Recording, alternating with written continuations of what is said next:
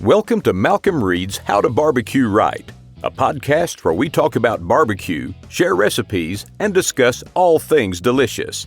And now, here's your host, Malcom and Rachelle Reed. Hey, welcome back to the How to Barbecue Right podcast. I'm your host, Malcom Reed, joined by my beautiful and talented wife, Miss Southern Shell. Shell, how's it going? It's going really well. Had a good week so far?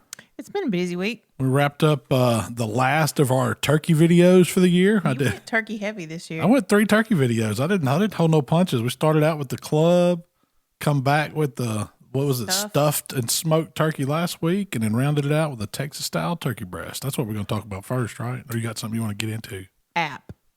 The app is back up. Kinda. We noticed. Well, the company redesigned it, or not redesigned it, just made sure everything was functioning properly, added a like feature to it. So what had happened was we hired a freelancer. The first time. And so we had an app, but it crashed. It did. It made it fine for, I don't know, was it a year? Almost a year. And then they issued an update on the website that basically pushes the recipes to the app. Updated when that happened. Everything. It was time to update the app to go along with that one, and lo and behold, we couldn't get in touch with the fella that created the app, so we didn't have no clue how to update it. But we hired another company to go in and get it all working, and they issued an update for. It was a big deal. Like we've been working on this since July. Yeah, it took a while. Yeah, because they had to figure out what the guy did first. Yeah, that's the best way I know how to explain it. That's what they told me. So this week we've been testing it, and everything looked great on our end. Everything looked great on their end. We released it, but a few people are still having issues. I think it's the Android people mainly, right? We're working on it. They know, and now we have update it. You have to actually go in and update the app to get the new version. Oh yeah, it can't just be set to auto or whatever. Yeah. That's what I did. I have an iPhone, and I went into my settings on the App Store where my apps were, and it made it manually pull down the updates. And then it took it for a while before it ever told me there was an update. And then after a few hours, it said update available, and I updated it. Yeah. And then it's worked fine since. It's a lot faster from what I've seen. Yeah, and there's a save feature, favorite feature. And you can get to all the social posts. You can get to the podcast on it, listen to us. Yeah. You can get to the shop. You need some supplies. And you can archive all your favorite old videos or the recipes and all that. So that's cool. Hope it continues to work. Hope we're paying for app monitoring now. So if there's problems, y'all let us know. Yeah, we'll get those kinks worked out over the next. But most people are having no problems, and it's working. Good. What have you learned from this whole app experience? That I know nothing about apps and development of apps, and you're pretty much in their hands. Yeah. And there's a hurry up and wait approach to it, and nothing gets done fast. That's good. I know why app developers make so much money. Yes. And that's all Greek to me. Yeah, everybody kept emailing like, I sure wish you'd get that app working. Yeah, me too. Yeah. It is handy though. I use it when I go back to some old recipes. I don't remember all that stuff. I go back and reference them. If I'm going to the grocery store, I'll pull it out. Okay, I need this and this. I'm making that today. It makes it easier than having to just get on the computer or try to navigate it through a Safari or something, a browser. So update the app. If you still have issues, let us know. Yeah, email Shell. Yeah. Email me. Don't email me; they'll get lost. Don't email Malcom. I try to check them. It's just a flood. You're not the best at checking emails to begin with. I'm not. I'm better at putting something on the pit. We all. And that's what I did this week. Texas turkey. Well, I have one other thing. PK giveaway. Oh yeah. Now I briefly mentioned that last week, but it goes live Sunday. Did you set a time it's going live? I forgot. Whenever we post it Sunday on Instagram, it's live. Yeah. And then it's going down. All week, so. It's going for a full week. So the next Sunday it'll be over. Sunday. And we'll be, if you follow us on all the social sites, you'll see about it. But the post will be on our Instagram, main How to Barbecue Right page on Instagram. It'll be the last post up for that whole week. And we'll probably do some stories and stuff, but it'll be the main post on our site. And you can comment on that post, all you have to do is like our page, like PK's page, and tag a friend. Tag a friend. It's that easy. And you win. You could win a PK 360. Potentially. One person's going to win. One lucky person's going to win a brand new 360, a little more raised grate, and a Maverick wired probe. I guess it might be wireless probe thermometer. I'm sure it has a wire to the meat probe, but then I think it looked like it had a little hand. I didn't look at it real hard, but it's $100, thermometer at least, I would think. Yeah. The whole value package is like $900. So we're lucky enough to give that away, and it'll be shipped right to you. All you have to do is enter. You don't have to do anything else. No purchase necessary.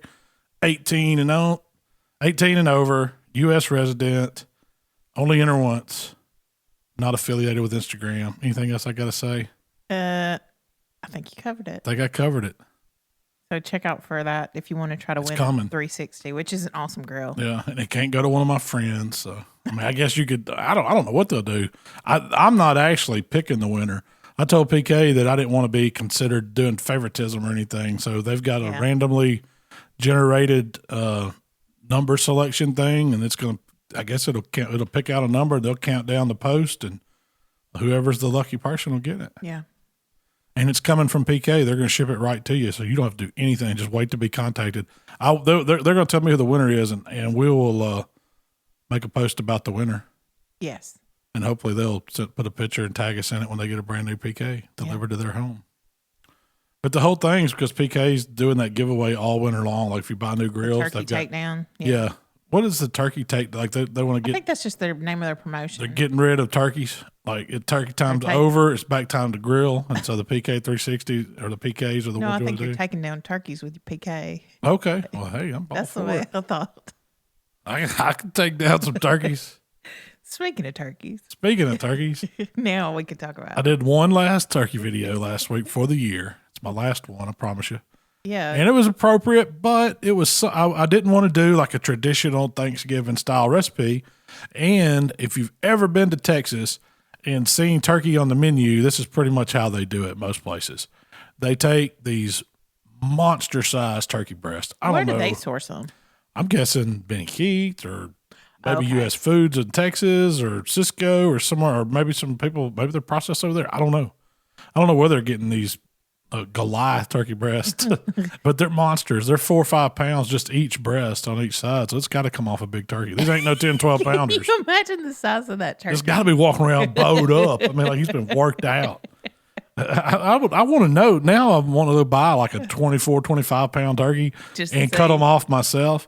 And I don't know why I never thought of that. It never occurred to me. I've been wanting to do this recipe for a while because we went over to Lockhart back when the MBBQA was there. It's been some years ago. It was in San Marcos, and we took our own little barbecue crawl and hit up some of those spots. All of them had turkey on the menu, and it was great.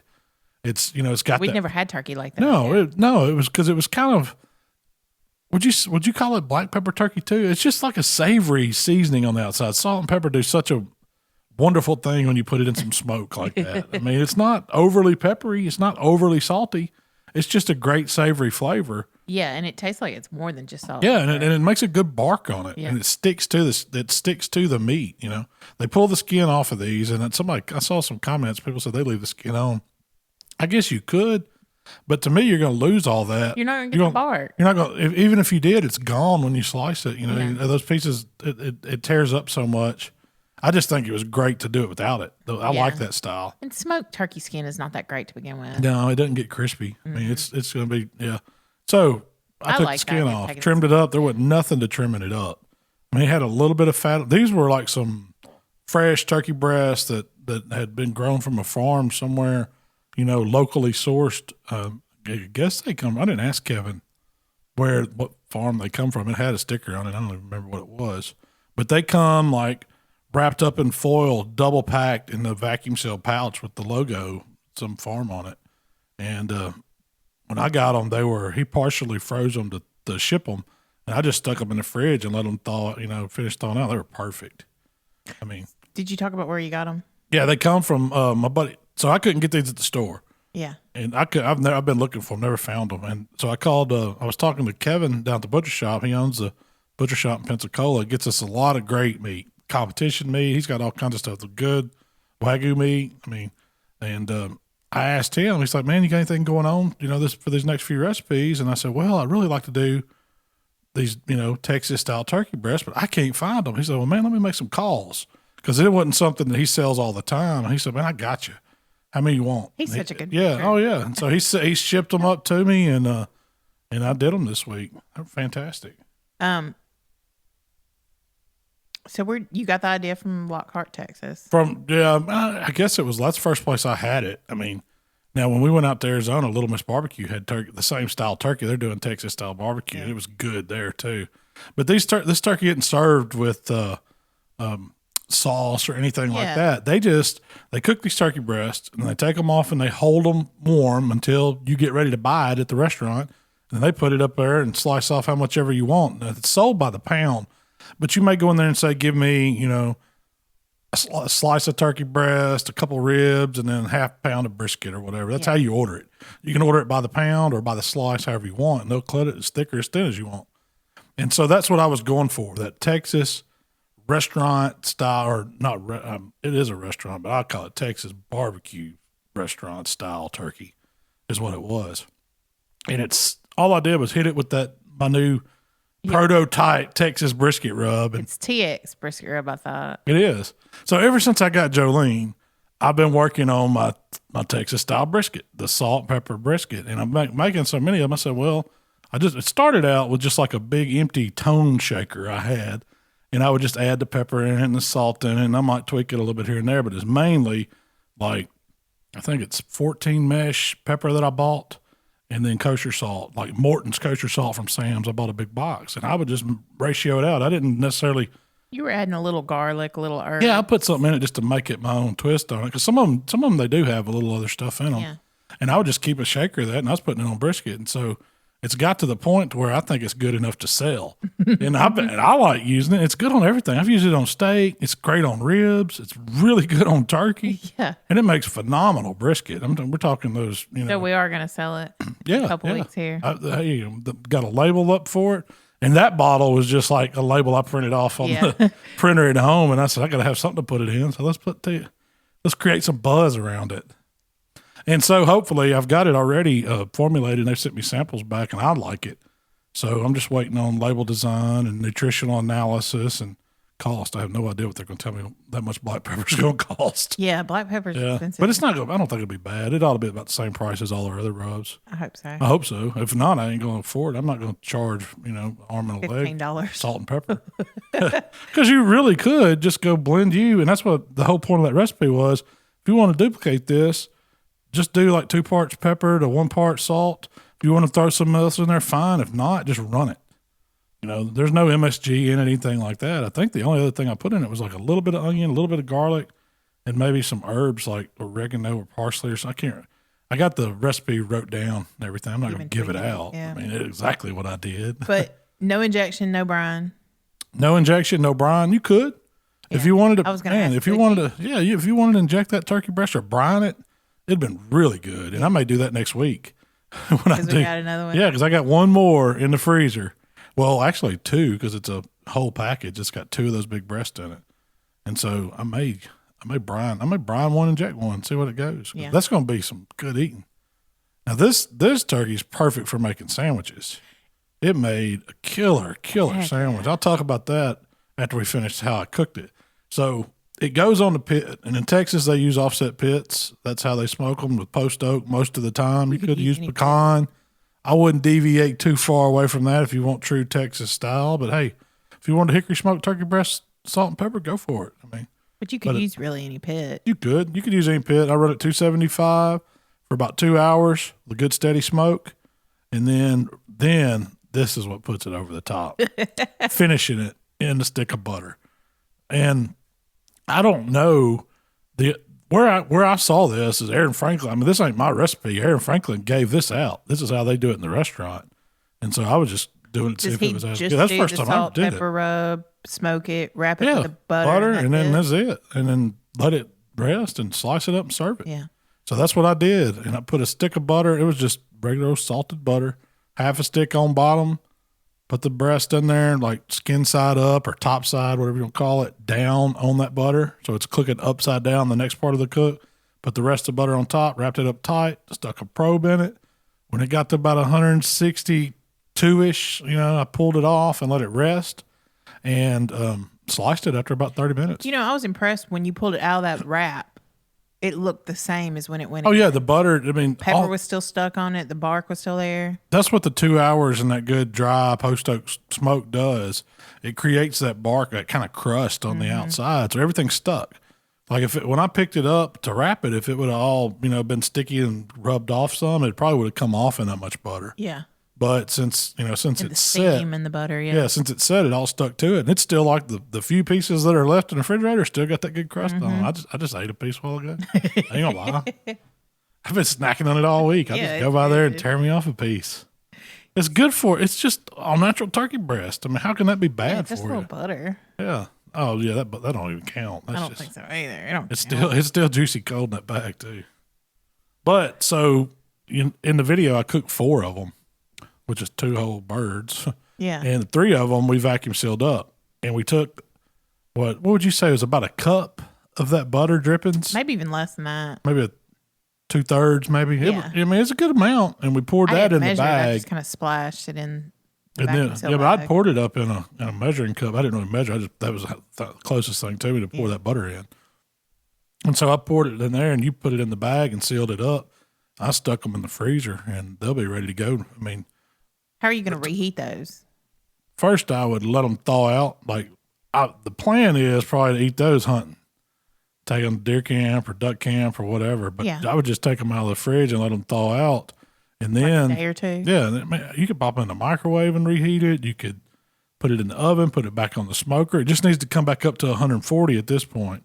They're not sliced. I'd probably slice them cold and reheat it, or make sandwich. You could just make sandwiches out of it. That's what I was gonna say. Could you just thaw it, slice it's ready it, make to go. Sandwiches? It's ready to go. I mean, you'd want it to be you don't want it froze like that. It needs to be completely thawed, and then it's fine to go. And so this sandwich that I did, and this was killer. 2 pieces of white bread, no toast, no nothing. You didn't toast yours? No, I didn't. Oh, did you? Yeah. I put mayo on both sides, pretty heavy. Yeah. Turkey, and then shredded lettuce, like iceberg lettuce. It was left over from taco night. Yeah, left over from taco night. And there's this taco dressing that a local Memphis company sells or started called Pancho's Tropical dressing, and I call it like a Mexican vinaigrette. It's kind of mustardy. I figured out the recipe kind of to sweet, it too, and it's really good.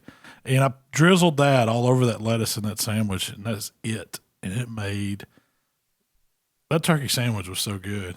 I made mine, but I didn't think to put the ponchos on it because you made yours after I made mine. I made mine, and it was a really good turkey sandwich. But then I took a bite of yours without ponchos dressing on it. That stuff's good. It gave it just a little sweet, little mustardy vinegar, tanginess, with a little bit of oregano that went with that white pepper and salt flavor of the turkey and the smoke. It was good. If you would have put a fresh tomato on there with it, it would have been or some cheese or some bacon. I'd have been redoing my club then. I didn't think this was just a quick sandwich. So, one thing I thought about, once you pulled that turkey off the smoker, it's wrapped up. You let it rest for 30 minutes or so before we sliced it. But you could have thrown that in a cooler. Oh, it would have been good for hours. Yeah. Yeah. You could have taken it everywhere. And it would have, with a regular turkey, you got the skin. The skin can get soggy. You can lose some of the skin when you're holding. It's not going to do that with the skin off and that black pepper salt crust on it. That's what I thought. Yep. And that would be a really good one to take somewhere if you had to. Yeah. I mean, because it would stay warm for so long, and once it gets below 140, you're on the clock when it needs to be ate or refrigerated. But it would take it a few hours to get down there, and it's going to be perfect right at 140. I mean, that's going to get eaten fast. Yeah. Now I did temp it just to be curious what they were after 30 minutes. They were still like 160. It didn't drop much. And you didn't have it in the cooler either. No, I just let them sit out. It was kind of cool that day too. Yeah. It wasn't hot, It's probably 55, I would say, outside, and it sat there for 30 minutes. They were still 160 degrees because you can see the steam coming off when I was cutting it. What if you bought a turkey, debone the breast, pull the breast off the turkey, a whole turkey, but it's not going to be that size. What if it's like half that size? What would your cook time be? Oh, it would speed it up. I'd probably, so just say if, for instance, somebody asks, "Can you do this with chicken breast?" Yeah, something small like that. Yeah, I would say 30 minutes to set the seasoning, and then finish it in butter. The other 30 minutes. Usually a big chicken breast like that, and I'm talking one that's 8 ounces or so, would take about an hour. Smaller ones about 45 minutes. But you could do that with turkey. With a larger size turkey breast or. I want you to do a chicken breast now. That'd be good. Yeah. Heck yeah, making chicken sandwiches. That would be real good. I have to try that. Would it work for a bone-in turkey? Yeah, turkey breast. Turkey breast. You could do that same. I don't see why it wouldn't. Pull the skin of it off and do the same thing, and then you cut them off right there. And there's no reason why that wouldn't work. It's pretty basic. Salt and pepper. It don't get any more simple than that. It was salt, pepper. And yes, it would work. The times are going to be different. When it comes to cooking turkey, I found the biggest thing is just get you a decent, the ThermoWorks Dot is the easiest and cheapest one that I know that's really super accurate. About $30, $40 at the most. They kept run them on sale for $25 all the time. We've had that one we use in the kitchen for 2-3 years now. Yeah, if you know that, so with this recipe, I would say to 140 is when you want to get it wrapped with the butter. And you could take a whole breast and wrap it up with the butter too. And there's no reason why you couldn't. You could spatchcock take that whole breast, cut the backbone part out, lay it out like a spatchcock, cook them like that, and then wrap that whole thing up, and then cut them off. I bet it'd be really good now that I think about it, because cooking it on the bone like that gives you so much more flavor. Yeah. I'm really going to play with brining them, injecting it, because I just did it straight turkey meat with that seasoning and oak smoke, simple, and the flavor was phenomenal. It was really good. Yeah. You thought that it would look ugly, the bottom side. Well, just where it lays on the the bar grates, but that's part of it. I liked the way it looked. It looked like it was been really cooked on a pit. It was pit cooked. Yeah, you couldn't fake that. With no pellets involved in that one. Not knocking my pellets, but that was Jolene at her finest. What'd I say? Log fed, fed her log. I didn't realize I say stuff like that. Just feed her logs, or just give her. No, you said somebody. Give her the wood. Have you seen the comments? Just give her the wood, and she'll do what she wants her to do. That's right. Good woman should. That's that right, Shell? So on the that one thing I wrote down here is that's not something people would expect to get on Thanksgiving. Yeah, that's why it's not traditional at all. Yeah. Thanksgiving fare. But if you did it like while you're smoking your traditional Thanksgiving and had that, turkey. had another one. Man, you could do. See, that's the great thing about doing those, especially if you can get those big ones. You could do 2 different ways, and you could do a Cajun one like that. Then you could do your, the Texas one, or you could do a traditional one, and then you could do that. You could get some different flavors going on, and it'd be really good. A jerk turkey, you see, there you go. I thought about doing that too. Jerk turkey breast. I bet that'd be really good. Would you glaze it at the end with a sweet glaze? Like the jerk sauce I did for the wings? Man, that'd be good. Or the pork? Yep. Yeah. I bet it'd be really good. So moving on to our main topic for the evening. I wouldn't change nothing. I didn't even have that. Yeah, I know. I knew it was. Figured it was coming, but no, I wouldn't change anything on that recipe. Just maybe try it a few different ways. Yeah. It was play with it. Easy. Use that one. Use that as a guide, like to how to cook it, and then play with all your flavors however you want. Yeah. Injections, seasonings, marinades, whatever you want to do to it. That's just base layer. That was just how to cook. Yeah, that's the simplest way I could show you how to do a Texas turkey. So we had it on our kind of, when we lay out our topics, we try to plan ahead. We had it on about hosting Thanksgiving and Christmas holiday parties, but I thought that was boring. Yeah, we've been talking about that a bunch anyway. Yeah. So last minute, I decided to do controversial barbecue topics. Ooh. What are those going to be? I didn't prepare anything for this one. I just said, you tell me when to be here. I'm going to throw some topics out and you give me your opinion. I could do that all day long. You have a big list, or is this because how much? I got a couple. Right. Well, I'm ready to fill the time. It's not going to get me any kind of trouble, is it, with the barbecue police? When have you ever cared about the barbecue police? You seem to piss them off pretty good. So what's the first controversial one? topic? What do you think the first controversial topic would be? Pellets. Oh, pellets that's a pretty versus controversial. charcoal. So we've talked about this before. But yes, point blank, pellets are not going to beat coals or real wood smoke any day, hands down. As much as I use pellet grills and as many different ones as I have, I will be the first to say they don't come close to it. Now, is it good? Yeah, it's good barbecue, but it's not. There's no duplicating that real wood fire and the smoke you get from it with a good proper airflow. I mean that's fact. But you use them. But I use them. And I use them and I like them. I like them because they're easy. I like them because they cook good. It's even heat, and you can get some smoke flavor. You don't have to worry about over smoking something, and they're easy. Would you ever use them for a big contest? Absolutely did not have access to any of my other pits. No, you have access to your other pits. No, there's no way. No way. But you'll throw some wings on them for Saturday afternoon. Yeah, all day long. I use it to cook turkey. I'm probably going to cook. I don't know if I'm not probably going to fire up Jolene for cooking Thanksgiving. No. I'm going hunting all week, and I'm going to cook Thanksgiving turkeys and ham. You think I'm going to have a pellet grill going? Yeah. Guaranteed. It's hard to beat that pellet grill turkey. I mean, just for eating. I've noticed that you get better. But you're talking contest too. Yeah. I was just throwing it all out there. What about electrical smokers? What's your opinion on electrical smokers? Never cooked on one, not even once. So and I don't recommend them. I mean, I know that's what people have. Some people, that's the only thing they have access to. I don't think for the money you spend on that, I'd spend a couple more $100 and get me a pellet grill or a Weber Smoky Mountain. Do you think an electrical smoker and a pellet smoker are about the same level of ease? I would rank the electrical one. Yeah, they're probably about just as easy. That's what I'm saying. If you're going to buy an electrical one for ease of use, yeah, it's pretty easy.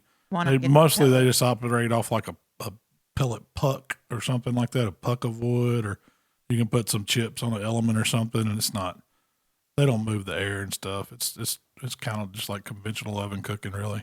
So what's the difference between an electrical smoker and a pellet smoker, would you say? Well, at least you're burning wood that's your heat source on the pellet grill. And the air's moving a little more. Most of those pellet grills are based on like the stick burner design because they have the fan pushing air and it's drawing good air out. Those electrical ones aren't doing that. They're just radiating heat. It's just radiant heat in there. Gotcha. I mean, it's producing some smoke, but most of the time it don't have anywhere to go except inside itself. Yeah. I mean, I don't know. I hadn't paid that close of attention to many of them, but it's just not for me. You're not down on the electrical smoker? I'm not down on electrical smokers. I've had the opportunity to cook on them, and people said they would give me some, and somebody offered us to do a cookbook on one. I said, I'm not cooking on electrical smokers. Why would? There's too many other ones out there. Now, if that was the only thing I had and I was out somewhere and wanted to cook something, would I cook on it? Yeah, I probably would. I'd cook in a clay pot with a heating element too, though. I can make something work. You'd dig a pit. Yeah, I'd dig a pit too. But I'd stay away from them. Don't waste your money. Go ahead and save a little bit more and buy something decent. Next topic. Fire it at me. MSG.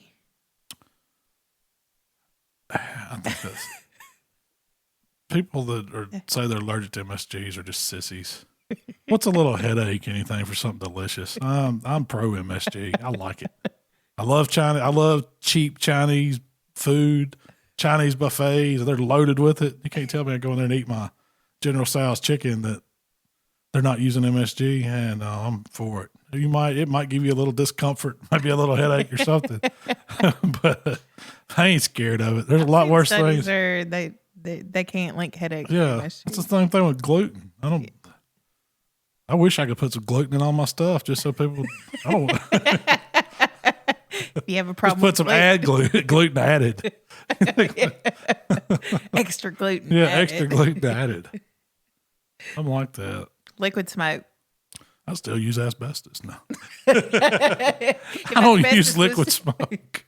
Liquid smoke. Oh, I hate liquid smoke. I do too. It's so fake. Why? I mean, it reminds me of the drippings out of my pipe on the old hickory, all that moisture condensation. That's pretty much what it is. It's condensation. When I smell that they catch. It reminds me of cleaning smokers. Yeah.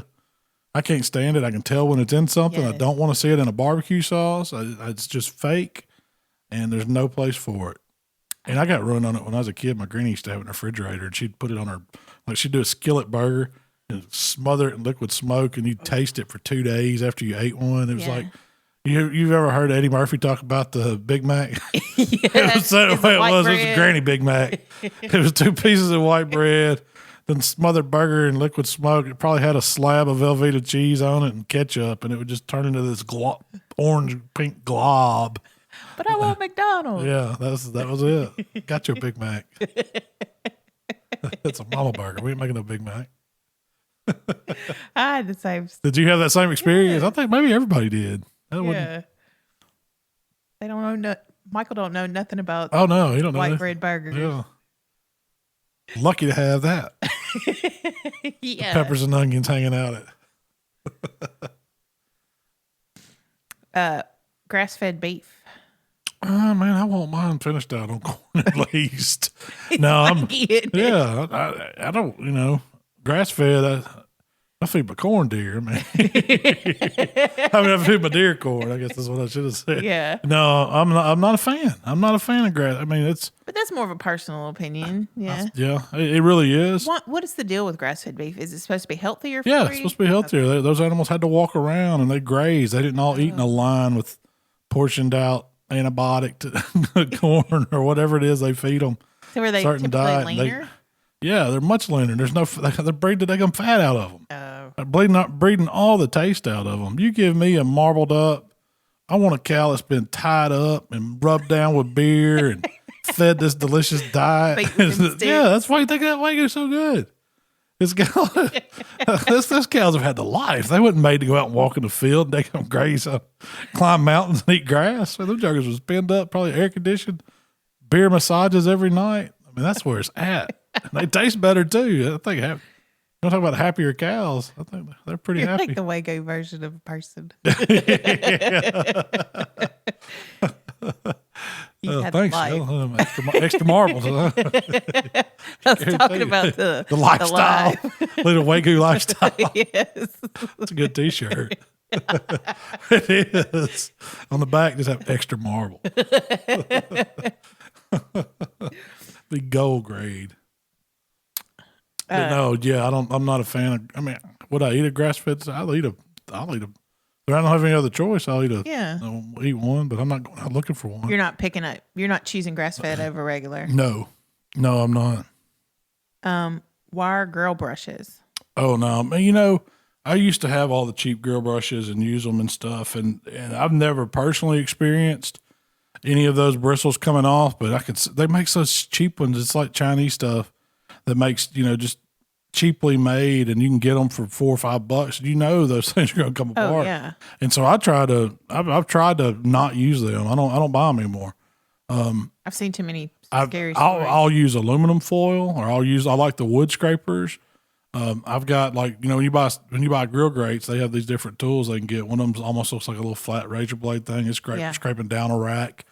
Things like that I'd rather use than just the old cheap bristly brush. I mean, I don't use them. I saw a story on Facebook, which is the reason I came up with this idea anyway, is a kid had eaten some burger and the had to have that dislodged or cut and operated on. Yes, he got a bristle stuck in his throat and had to go to the emergency room and pull it out. And ain't no joke. I mean, I don't think. Jamie says that they found them in their food before. Really? Thankfully, it was before they ate. I couldn't tell you the last one of those I've had. They used to get these grill kits, and it'd have one of those and a set of tongs and a big old fork. And you never use any of that stuff. But you'd use back then I would always grab one of those and go to. They don't last very long, and those bristles are going somewhere. When you've done wore it all down, I mean, where do you think it went? It's on the grill, and you come back behind it. I mean, it's better to clean your grill right after you get through cooking on it. It comes off really easy then, and use like a rag with oil and wipe it down real good, and probably won't have to worry about that. But do what you say, not what you do. That's right. Start with clean racks every time. Injecting. Specifically injecting with phosphates. Yeah. I don't. Man, that's one that's. I don't know if it's controversial. I don't like to eat it. I don't know why. I mean, it seems like Is it a mental thing? No, maybe you probably laugh at me and say, "Oh, you're being weak about that too," because I'll eat it, but it does stick with you if you use too much of it, or it'll just put you in the bathroom. That's all I can say about that. If you want to be put in the bathroom, eat you a bunch of it. We do it. We use it in competitions all the time. It's a fact that it does cause the meat to retain more moisture if it's used right. And so are y'all? Oh yeah, I wouldn't want to go to a judge's porta-john after a contest. Is that bad? People load them up with all kinds of stuff. I don't think y'all are the only people that inject phosphates. No, but I don't use it at home because I mean, the only thing I never really put it in pork much. I would use some in a contest, but at home I would never put a pork. Yeah, I really don't even use a pork injection at home. And then if I do, it's usually something like almost like a brine, where it's just brown sugar and salt that we've melted down just to add a little more flavor in it. But most of the time, I just go natural. Even in brisket, here lately, the briskets I cooked, I don't inject them. Now at contest, I'm loading it up. I mean, it's getting the full dose. Same thing for chicken and same thing for the pork. Turkey, you always usually inject, but you're not injecting with phosphate. Yeah, but usually I make a Creole butter injection. If I'm going to inject turkey, it's going to be a butter injection. Yeah, I just like that richness it gives it, and a little more like chickeny broth flavor in there. It's kind of a poultry flavor, and I don't ever add the phosphates to it when I'm eating it at home.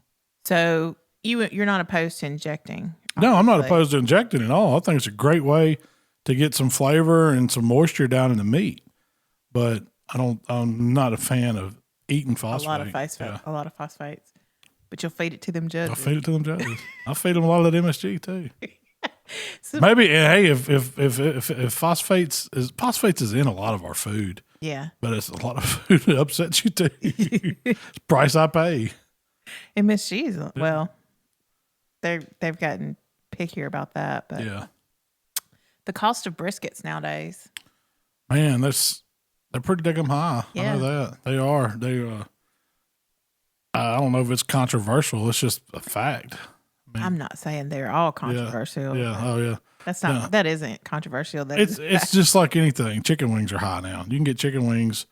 They're more expensive than a chicken breast a lot of times. And then briskets, it used to be dirt cheap, especially, in states like Texas or, and out in the West where they eat a lot of it.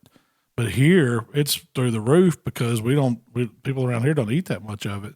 And you'll see a $75 brisket, choice grade brisket that's skinny and long and thin at Kroger, and that's what they're getting $75 for it. I mean, that's crazy to me.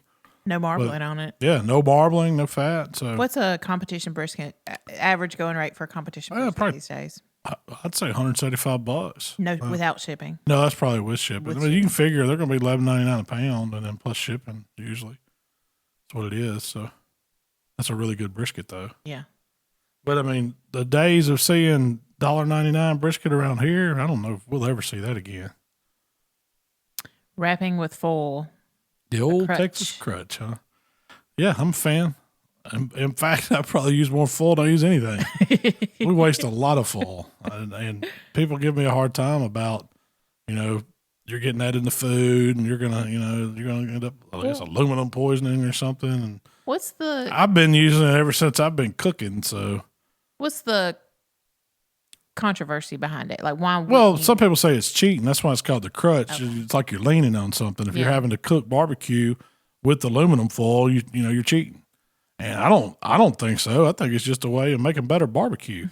I mean, it speeds up the process a little bit, and then it protects it from getting overly smoked or get that bad smoky flavor, or and it shields it from some heat, so it cooks more even. I mean, foil's your friend to me. Whatever it takes. Now, I'm liking the butcher paper though. I'm pro butcher paper too. Does butcher paper give you the same result as foil? You don't get the steaming effect using the butcher paper. Now, for briskets where I want that bark to be barky, it's great. I even like it on ribs. I think it gives ribs a great texture. I don't use it in contests because it's more we're we're about trying to get that brisket done, and we're glazing everything now anyway for judges. So it's, it's not like I'm wanting that hard bark. Yeah. But I personally like a good bark on my barbecue. So I've here lately, I've tended to put paper more than I have aluminum foil because of that. I like y'all did some butcher paper, salt and pepper ribs, pork ribs. On the drum, yeah. Ooh. They were so good, weren't they? Yes. It's something about it. It soaks up some of that fat, so the bark stays good, but the ribs are still really tender and really juicy. Yes. And they're really good. If you hadn't tried the butcher paper ribs, just with like the same kind of black pepper salt rub like I did on the turkey breast, they are phenomenal. Yeah. And that's a Texas style rib. It really is. And a lot of times they don't just do St. Louis cut. They do the whole slab of spare ribs. Yeah. And they'll still have all that knuckle bone on there. There's some good meat around that knuckle bone. There is. You can work on it. It's really good. Well, we'd been cooking a lot of salt and pepper ribs at the house, and I really like them. And then we had a contest, and I took a bite of some competition ribs, and it's been a while since I had competition ribs, and I was like, man, these are good too. Yeah. I forgot I was on a kick there for a while. I was just tired of competitions tasting stuff, sauce and typical barbecue rubs. Wanted something different. Wanted to taste the meat, taste the smoke. And that's what you get when you cook them that way. Especially on like a drum or an offset. It's just old school as it gets to me, flavor-wise. And I love it. What temp to take pork to? Specifically pork loin. Yeah, they released a thing not too long. I mean, it's been some years now, but they lowered the doneness temperature. Yeah, for pork, especially loin, to what it was always like people said 165. Well, they took it, or maybe 145, and they took it down to say it's safe at 135. And so I'm a fan. That's where that's how I've always been cooking mine. I'll cook it to about 135, let it carry over. It's about 140, which is perfect. And it's more medium. There might still be a touch of pink on it, but it's not going to hurt you. Mm-hmm. It's not like we're eating old trichinosis hogs. Like back in the, I don't think there's been a case in domestic swine. I don't know when, but is that why they work? You can get it from bear meat. You can. Is that why they said to take it to 165 to kill? Well, yeah, it was always a thing. It was a thing. That's the whole thing, like cooking process. You got to take it. It's got to stay at that temperature for so long to be safe to eat, to kill all the bacteria that could possibly be in it. And that's where those guidelines came from. They didn't want people getting sick, or they noticed they were getting sick from eating undercooked food. Yeah. So they come out with those guidelines. And still, ground pork. So if you're eating ground pork, you still got to take it up, to 165. Yeah. But pork loin, it's so much better at 135. Try it down there if you've never done it. I've pulled some at 130 and let it carry over to 135. It's good. A little pink in the middle, but man, it's good. Juicy. Oh, it tastes like it's all your flavor is. Yeah. At those temperatures. Once you get it up to where it's solid, it's kind of thick and it's all white, and you done cooked all the flavor out of it. You really have. You dried it out. What about beef? What temperature is medium rare? For me, I'd take it, if I want something medium rare, I'm pulling it off at 125. 124, 125. It's going to carry over to about 128 to 130. That's perfect medium rare. I guess you see people, I don't understand why you see people talk different temperatures when they're talking that. This is coming from me. I'm not a trained on beef charts or nothing. This is just what I've seen and how and when I'm cooking it, what I call medium rare, that's where it's coming off at. Yeah. Is that controversial? I don't know. Maybe I started one on that one. Some people say medium rare is like 135. Yeah. And that's like, heck no. You've done with the medium and fixing to carry over to medium well. Mm-hmm. 5 more degrees, and if you go to 140, you've ruined whatever you're cooking, And when it comes to beef, so especially if it's like a ribeye. Mine's 120 rare, 125 medium rare, 130 medium. That's where I take my steaks and steak contest, and then medium well is 135, and I never cook one past 135 unless it's a total accident. Total accident. Something's gone bad wrong. That's the HowToBBQRight standard scale for cooking beef. It really just needs to go from 120 to 135. Right? Yeah. I mean, I don't say finish. You're saying I pull them at that. Yeah, pull them at those temps. Because they're going to rise 5 to 7 degrees, as we learned in an earlier video. Burnt ends that aren't brisket burnt ends. Oh, man, that's controversial as it comes, ain't it? Hey, to me, if it's on the edge of something and it's been smoked and seasoned and it's got cubed, it don't have to be cubed. I don't care if you cut them in triangles or whatever kind of shape they are. It's the outer edges of some kind of meat that's getting, kind of overly cooked and cooked down and almost like a what do the Cajuns call them when they fry them? Rion. I don't know. I don't speak French. But that's kind of what it is. I don't care if it's pork, if it's bologna, if it's brisket. What about the pork belly burn ends? Are you considering that the that's burning? Yeah. To me, I've cut them to where it's all going to simulate that burn end edge, what it's a traditional burn end is. That's why I called them that. Well, to me, I guess I called them that because we were doing brisket burn ends for a competition, and they were just square cubes. Now, is that a traditional burnt end of a brisket? Probably not. That's something that competitions is bastardized and turned in for the judges into burn ends, these perfectly little cubes of deliciousness. Yeah. I mean, they really are delicious. But to me, a traditional burn end is those edges on a brisket that you can't sell. It's not going to make the slice. It's a cook's. It's the cook's pieces. Yeah. It's like that first little tip up there. It comes from the flat. That's a burn end to me. It's on the end of that brisket, and you chop that off and start squaring it up before you make your slices. And as you get back to the point, you can only get, as you're out on the outer edges of that point, you got to cut that off, and then you can, cut it up into these chunks. It's more chunks than cubes, and that's the burn ends, and that's kind of how I think it goes. So you're saying if you really want to get technical, not all the brisket burn ends that you're getting are burn ends. Yeah, they're not. I mean, I don't think. Yeah, burn end can be the burnt edge of anything. It's not really burnt. It's just overly cooked more than the rest of the meat, ideally. Does that make sense? Yeah, kind of. How do you do competition burn ends? We separate the flat and point, and then we square it. We take all the, shape up the point to where it's almost like a perfect little rectangle, and then we cut that into thick strips, and then we come back and we square, cut them crossways, and it creates these perfectly little cubes. And then we'll reseason them if they need it, toss them in a little sauce and drippings mixture, and put them back on the pit to set, and it kind of creates this bark all the way around them a little bit. And then we'll take them and dip them in sauce and glaze that, and then they're going in the box. And they're uber tender. I mean, they'll just melt in your mouth. A perfect one will. It's almost like you don't even need teeth. You can just gum it. Grandma can eat these, And it's just flavor. I mean, it really is. There's nothing burnt about them. Nothing burnt about it. No, if it's burnt, you did something wrong. They're not burnt. I don't know where it came from. That's a good question. Where did that term come from? That might be a research project. Yeah. Which region has the best barbecue? Memphis. That's easy. You've been interested in the Texas stuff. I love Texas barbecue. Memphis is the best. Was it game day? Somebody had a big sign when game day came to Memphis. It said, "Texas barbecue sucks." I love that. It don't. It's really good. But it was good. Funny that. But no, Memphis is the best because we're the king of pork, and pork's barbecue. Officially, pork. When you think of barbecue, you think of pork. I do. More specifically, ribs and pulled pork. Yes.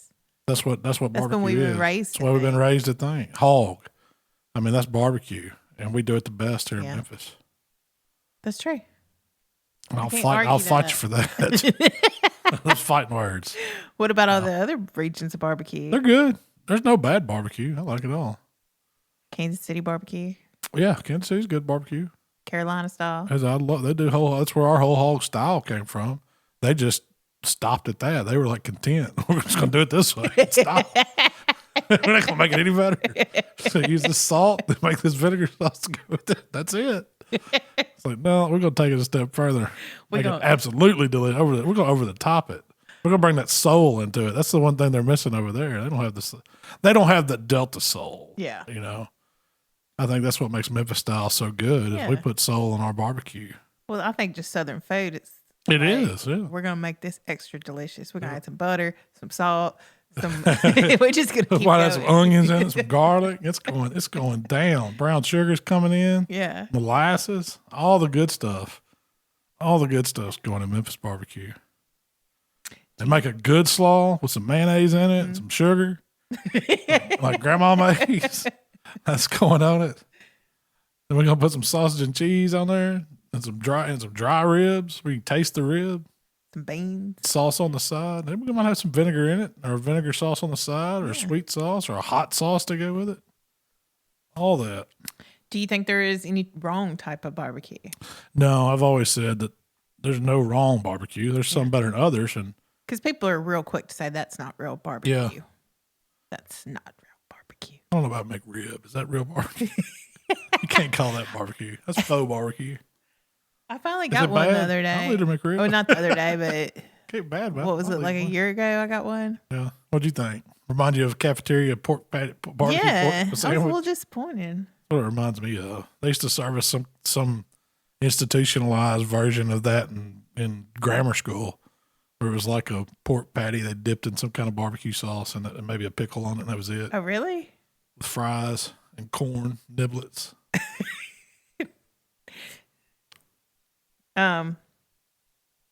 Charred Mates causing cancer. Have you heard that? Yeah, I've heard that. I don't know if it does or not. I would hate. I mean, if it does, there'll be a bunch of us with some cancers.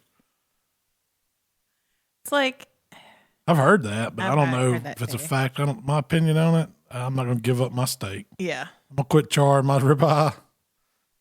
You can count on. I'm just going. Going out fat and happy. You do you, yeah. That's all I had. Do you have any you'd like to add to that list? Oh, one that hits me right away is the margarine versus butter. Oh, yeah. I didn't think about that. I get called out on that all the time. Why are you using margarine? And the simple fact is it's easy. Yeah. That's where it came from. We're using it in barbecue contest.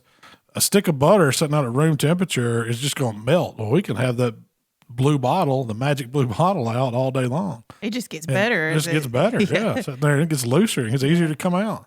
I don't, and that's the biggest, reason for it is it got made with chemicals and probably doesn't meet California's code of plastics, whatever that stuff goes in. I don't know.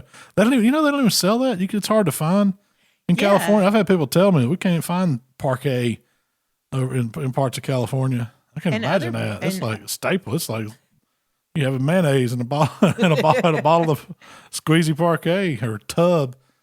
I guess my first experience was with the tub, like Country Crock margarine or whatever. Is that margarine too? Country Crock? Yeah, it's all man-made butter. One at our house, we only use the squeeze bottles when you're doing some barbecue. Yeah, usually, I don't ribs or. You're not using it to make competition. Yeah, toast it's mostly or butter. Yeah, it's not going on toast and. Yeah. I don't know. I don't think you'd notice that big a difference in a slab of ribs if it had margarine in it versus real butter. I've tried. It's not that noticeable. There's been several people. We've tried the really expensive butter to cook chicken with in competitions, and I've about decided that the cheaper stuff works better. Really? Yeah.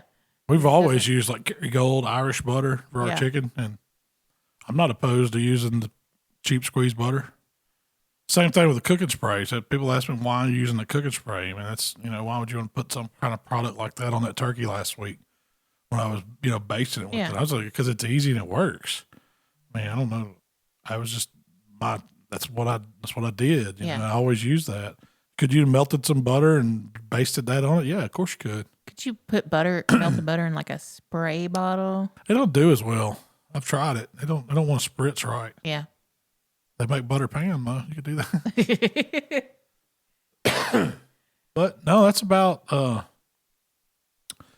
sure there's a ton more controversy. We'll have to revisit this. You'll have to remember what you asked me, and we'll revisit it again. I'll start making a note every time we get an angry email. Did we set some dates for our upcoming classes we're going to do?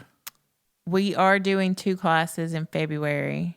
They're both in February? One of them, we haven't firmed up the official date for the one in Jackson, Mississippi, or is it Madison, Mississippi? It's in Madison. Madison, the Grills of Mississippi. But we will be doing a class there on a Saturday in February. And we do have a date for a class in Memphis BBQ Company, but I don't have that date in front of me. It's in February. We'll have more information on those. Yes. But they're going to be more like backyard skills type classes. Yeah, actually the one at the Memphis BBQ Supply. It's a grilling class, right? It's a grilling class. Those will be up, so be looking for more information on that. Oh, and I wanted to mention this. My buddy Jimmy Parsons and Chuck Edwards, they're doing a steak class. They had one, I think it was last year sometime. Probably, I don't know if it was the beginning of the year, but it was right. It was up in Jackson, Tennessee. That one before we went to Atlanta. Yeah, I remember having the conversation with Russell about it. And they're doing another one, and it's open. The people have been winning that took that class. They've had like 3 winners, multiple second place, and other it's not that fives. expensive of a class. No, it's a great class. So anybody's looking for a steak class, and you get a steak dinner with it. Yeah, and you get to cook a Wagyu. They're doing those same steaks I think that we cooked out there at the World Foods. I think the Hasselback. Yeah, the Hassel Beef Company or whatever. They're getting those. Man, those were. And you get your own Wagyu steak, I think, to cook at the class. This is pretty cool. Y'all check that out. I don't know the date on it. I think Jimmy told me, but I don't have it right in front of me. I should have wrote it down. I did have someone email me and say that they sent me a link to an article. With Dak Prescott playing like this, everything is possible for the Cowboys, even the Super Bowl. They're not going to go through the Vikings, and they already lost that one. You think they're going to beat them? I ain't buying it. I like Dak. I think he's a good guy. I'm just saying. I'm not throwing away my Cowboy Super Bowl. Okay, winning ticket. Hang on to that one. Well, I'm still got my fingers crossed that the Vikings can do something. So how are the Vikings doing right now? They're doing good. They're second place in the North behind Green Bay. So they got to go through Green Bay first. Got to go through Green Bay. They got to play them again, and then when do they play them again? Their next few games are pretty tough. They've got to play like San Francisco or Seattle, San Francisco, and then Green Bay and Chicago and Detroit. I think is the rest of their schedule. I don't know exactly what order. I know Seattle thinks this week. So how are you doing in fantasy football? I'm number 1. Need to bring Justin back. Have a season revisit where we're at. Believe it or not, your boy is in first place. First place. I think I'm 9-2. He's so excited because he's surprised him. Yeah, I'm really surprised. I'm 9-2. We've got, this is week 12. Is this week 12? I think it is. So what do you got, 16? Week 14 starts playoffs. Okay. So I've already clinched my playoff spot, so I can tank the next couple games, still have a spot in the playoffs. Then it's all bets off. You gotta keep winning. So I'm gonna keep doing what I do, which is not much. Well, right after the draft, they put up I guess it was a chart that says how they ranked your picks, how you did picks, and you had like a D. I know, it wasn't good. What did they know? What do they know? What do they know? What do them guys know? Yeah, what do those rankings? I think Rodney had an A. Anyway, I'm killing it. I'm going for the trophy. Might be hosting the draft party again next year. I'm pretty sure you will be. No, it's been a good football season. I think them Rebels have stunk it up. Our bowl game's going to be the Egg Bowl. That's the way it's going down. That's coming up this week. So we got Thanksgiving this next week. Yep. We're going to my family Sunday. My family for Thanksgiving. Doing a lot of deer hunting, Thursday. so we won't have a podcast. We'll be back after that. We'll wrap this year up. We'll start doing some holiday stuff for Christmas. Yeah. And the new year. And we got a ham, possibly. Probably a ham and some holiday app. Yeah. That sounds good to me. Yeah. I don't know if I'm gonna squeeze in a dessert or. I was thinking something about Christmas morning style. Some of that, some of the recipes that you do, translating them to a grill recipe. Yeah, it's kind of like a treat. I don't know if you call it a dessert, but it's. Well, I still use your breakfast casserole. Yeah, that's awesome. I don't usually do it on the smoker. I do it in the oven, but it's your exact recipe. Yeah. Well, y'all keep an eye out for that PK thing starting this weekend and running all next week. And Shell, where can they find us? If you'd like to connect with Malcolm, it's HowToBBQRight on Facebook, Instagram, Twitter, and of course YouTube. If you'd like to connect with me, it's Miss Southern Shell on Instagram and Twitter. All right. Well, hey, we appreciate y'all checking out. Everybody have a happy Thanksgiving out there. Happy Thanksgiving. And we'll see you in 2 weeks. Yes. We gone.